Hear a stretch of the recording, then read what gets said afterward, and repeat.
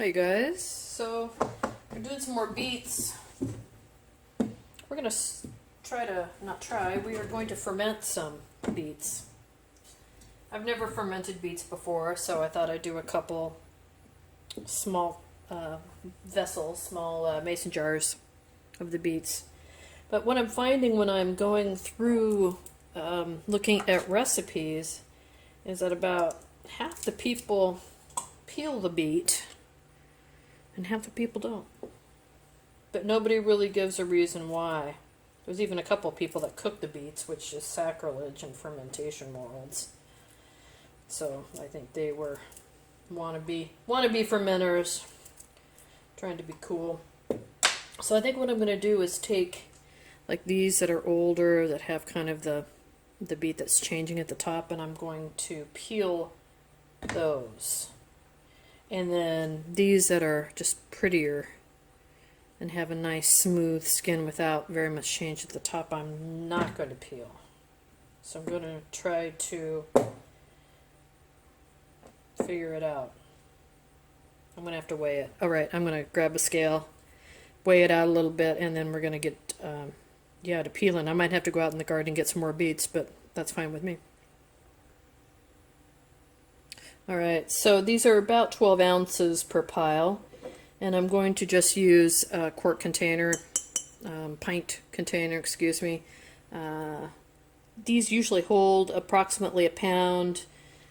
I'm thinking, because I have to weight it down and push the beets underneath the brine, that will work. That jar is dirty. I'm going to grab another one. But yeah, I'm going to get to peeling and slicing here. Alright, so these that I'm just going to do without peeling. Just going to take off any weirdness. And again, if you have good knife skills and are confident, you can go ahead and just use your hands like this. If you don't, I would stick to using the board as much as possible. And anyway, you know what I'm going to do. Chop them all up. I'm going to put you on fast forward.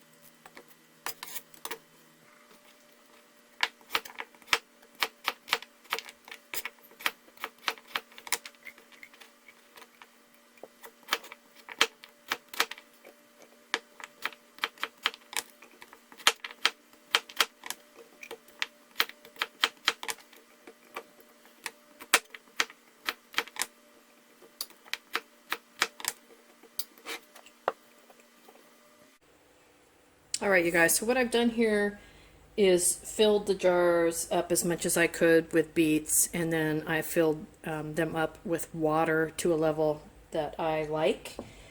These are going to overflow. Well, they may not, because these beets are, I was going to say they're going to overflow when I put weights on them, but that's not necessarily true because the beets are so hard and stiff. First, I wanted to show you the two different kinds of beets I've chosen for this. So it's a mixture of, well, the Detroit Red, but I can't remember what this one is. But it's beautiful, isn't it?